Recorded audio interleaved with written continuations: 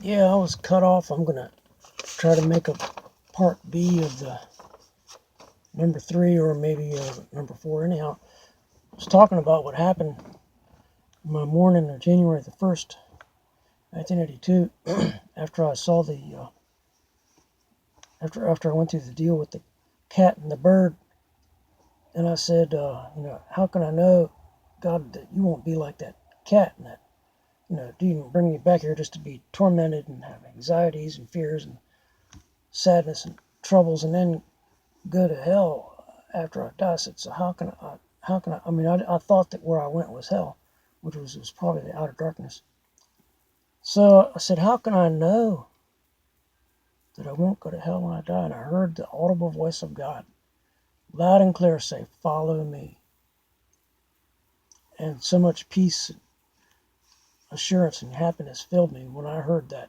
When you hear something very confidential from God, I mean, very spiritual like that, it gives you a lot of confidence and faith and goodness.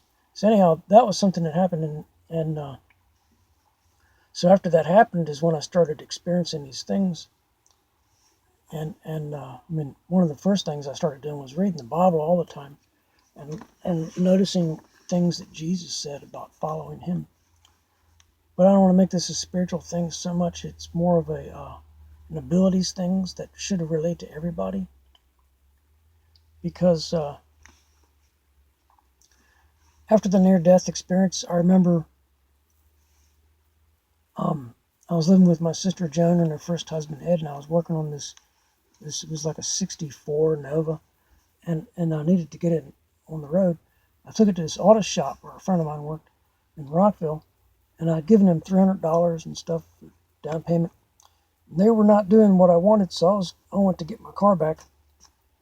They wouldn't give me my money back. And I was talking with the Better Business Bureau and the Consumer Affairs, and I said I needed to deal with them.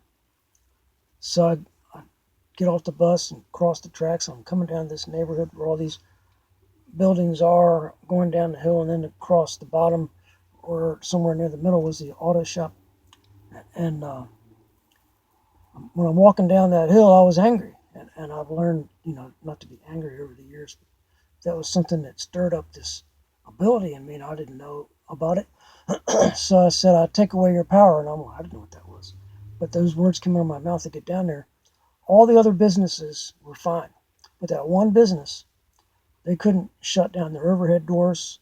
They couldn't close out the cash register. They couldn't find anything wrong with the breaker box. And they're calling the electric company and everything. And all the businesses were fine. And the lady saying, the cash lady that worked at the counter was saying, he can't talk to you. He's busy trying to figure out what's wrong with the electric power. And then I heard something say, give them back their power. And I'm like, what? I go, oh, okay, give them back their power. And then our power came back on. And that was something that happened. And I experienced things like that, like when I was in this apartment off Veers Mill Road, not far from Turkey Branch. There was an apartment complex across the street where Linda Williams lived, and had stayed with her, and so there was two brothers and one of their girlfriends in this bed in the next room in the apartment. On my work night, making all this noise, and I couldn't sleep. I was irritated, probably irritated because they were having fun and I wasn't, because I was trying to be good. I don't know, but anyhow, I got angry, and I heard them, making all this fun in there, and they were watching the cable TV, and I said, "I take away your joy."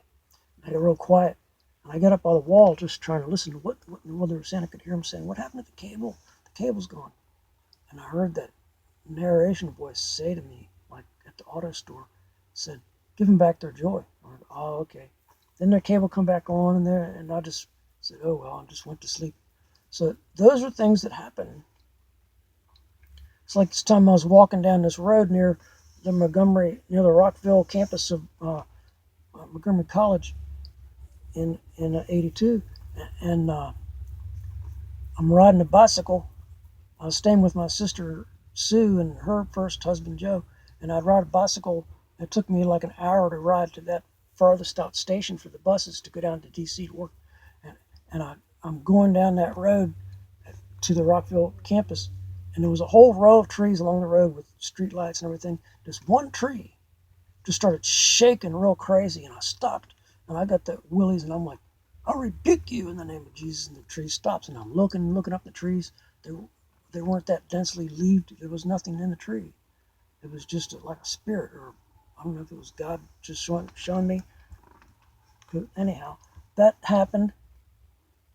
There was a lot of things that happened that showed me about the powers of God and spirits, spirituality, and things like that are real stuff.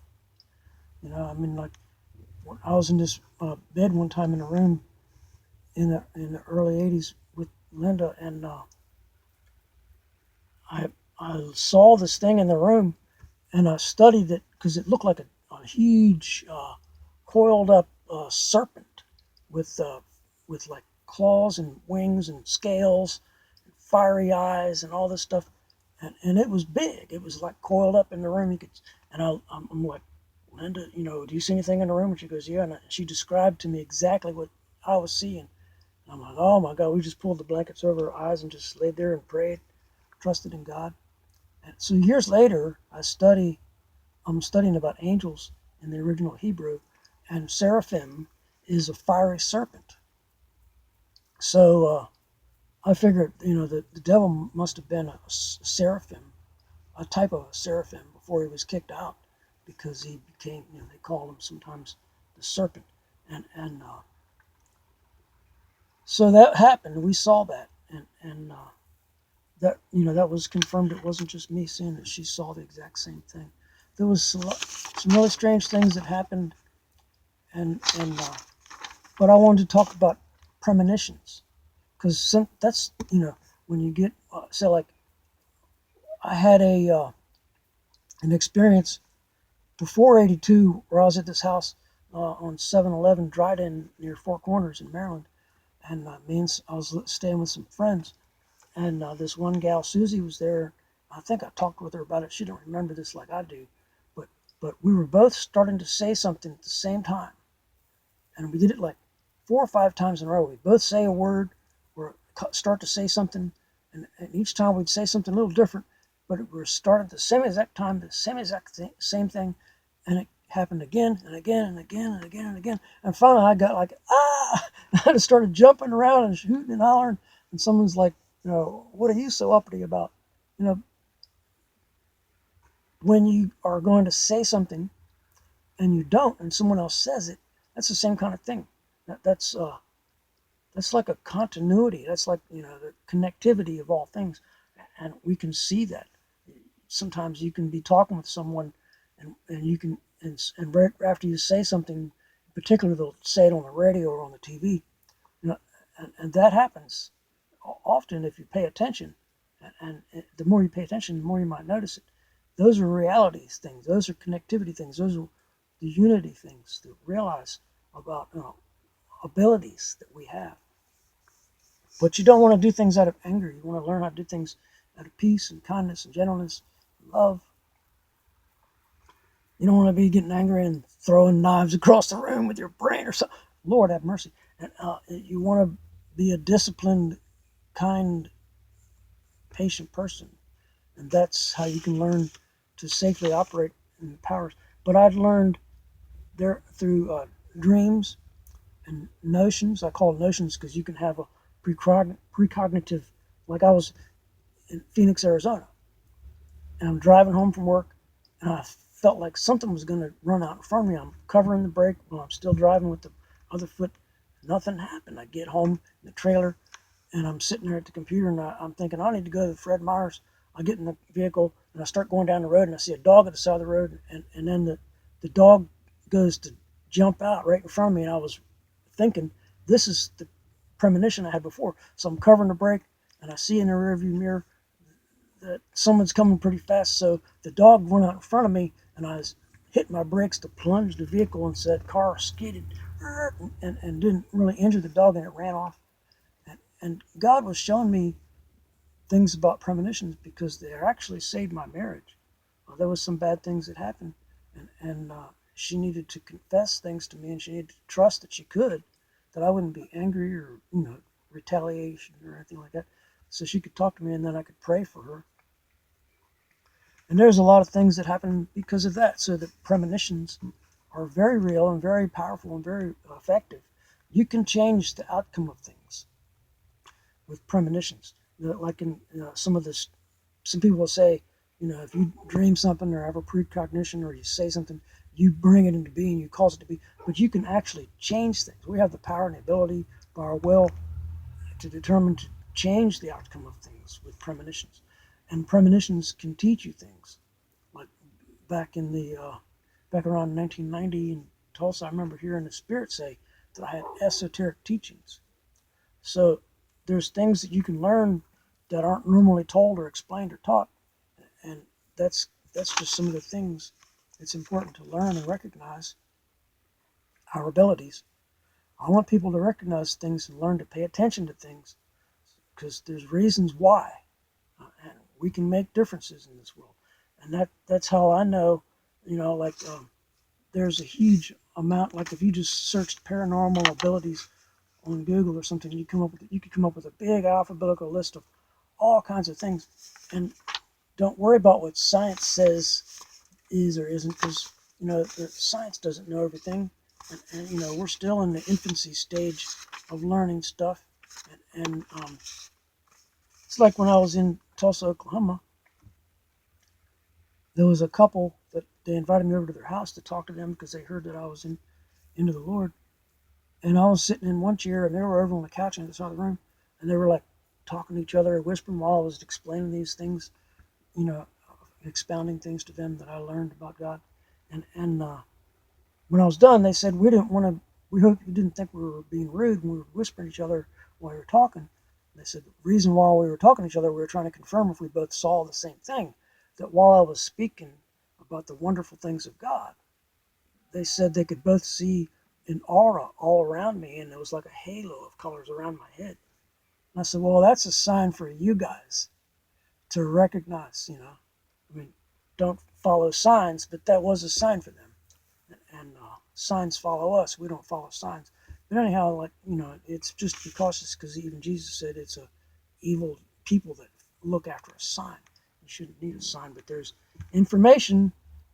I've got a lot of information, and that's what I'm making these videos about, so you can learn things and see things and understand things. Because through all that I learned about premonitions, it's like I had this thing happen. Eventually, I had so much knowledge piled up of things I'd collected about technology to make anti-gravity propulsion and all this, and even interstellar uh, null time, null space travel. That I'm laying there one night in the trailer when Jenny went in the bathroom, and I'm like, how in the world do you control this? And this thing opened up. It started out like a rectangular box with a roof, an angular thing on it, and a button. And the top opened up, and this lotus type of plant blossomed out and opened up to where a solid round eye, was looking all around, kind of like it was almost like it was making a projection. And then the next thing I know, I'm in this middle of this huge cylinder that was real high and went way deep. It was like almost like an infinite, and all inside was all these little screens and displays of all kinds of knowledge and technology and time and space, and from beginning to the end kind of stuff. And it was just too much. I really couldn't begin to even retain that. But then it lifted up, and I heard this voice say it was a time vector console, giving me an understanding that you can go anywhere to any time and space and come back different from light speed or anything like that, because this time vector console technology enables you to come back as if you'd never left. Like when my mom told me at Terry's house back in around 70, she said, you get home as fast as your little feet will carry you. And when I was watching a movie at Terry Chandler's parents' house. And so when the commercial came home, I bolted out the door and I ran home. And it's like a 45-minute walk. I bust in the door at the house on Henderson Avenue, and I'm like, what did I miss? And they said, what'd you see? And I told them the last scene of the movie and the commercial that that was coming on, and they said, "Oh, those commercials are just over. You didn't miss anything." I ran home during the commercial. It was normally a 45-minute walk, and I remember the feeling going down the sidewalk. I felt like I was like taking huge leaps, like I was barely even touching the ground. I was like flying, and it reminded me of the time in 1966 when we were like levitating up near the ceiling. You never. What the Bible tells us things to help us understand some things, and like the Bible says, there's nothing impossible with God. Then it also says there's nothing impossible for them that believe. So the word believe in the Greek that it's translated from means committed to trust or dedicated to rely. And faith is like confidence and assurance and things that you can't necessarily prove in a material way. Those are things that have manifested in my life, opened my mind, my conscious awareness, my expectations for these things to start to develop. And so, it's amazing. Like back when I was a young teenager, I could remotely control the old UHF, VHF fine tuning knobs from across the room. And I was doing that in 99. Uh, and just, it was just out of the sincerity of my heart to share that with a son, and not bragging or boasting about myself, because I really don't think much or claim to really know much. But I have a lot to share, and I needed to make these videos and share, because I've seen miracles throughout my life. I mean, I've had angels come to me and deliver me from crippling pains. I remember being at a meeting at a house in Maryland, and prayed over this cat that had a solid white eye, and the eye was opened. We could look in there and see the eye, and the white had rolled back, and like in Sepulpa Veterinary Clinic in Tulsa. A friend of mine, when I was helping a friend work at the vet place, and there was a pony that had a rare deadly disease. It was going to die, and the spirit spoke out of my mouth and said, "The Lord give you life." The next morning, the pony was up eating. It was fine, and there's nothing that's impossible when you're dedicated and committed to trust and rely. So I just say that kind of stuff. If someone has any weird feelings about Christianity, yeah, I don't like government stuff. I don't like religious things. There's so much negative and bad stuff involved. But the real stuff, is good for you, and it won't hurt you. It never hurt me. It does me good. It's kept me alive. I'm 66 years old. I've experienced things that could have killed me all throughout my life. I know people that have become killed or crippled, and they're glad to still be alive. But I've been through many things that I'm fine. I have pains now from that last truck wreck in 2018, but maybe that was God's way of forcing me to sit down and get these kind of things done. So people could hear them and see them and understand that remote viewing, precognitive dreams, um, being able to say things, being psychic in different ways doesn't have to mean some cult or some demon or something. Because I'm a dedicated Christian, I wouldn't want to follow anything that's contrary to my spirit. But we are a spirit. We live in a body and we have a soul, which is our mentality and our emotions, our intellect, and those are all part of who we are. And so it doesn't matter what religion you are uh, or not. Uh, as far as these abilities go, everyone has them available to us or already in us. We just need to learn to pay attention, and somebody someday is going to take this technology and make it available and make it functioning and real. Like I said earlier, I don't want to become another Oppenheimer, so I've been really cautious about who I share enough of this information with.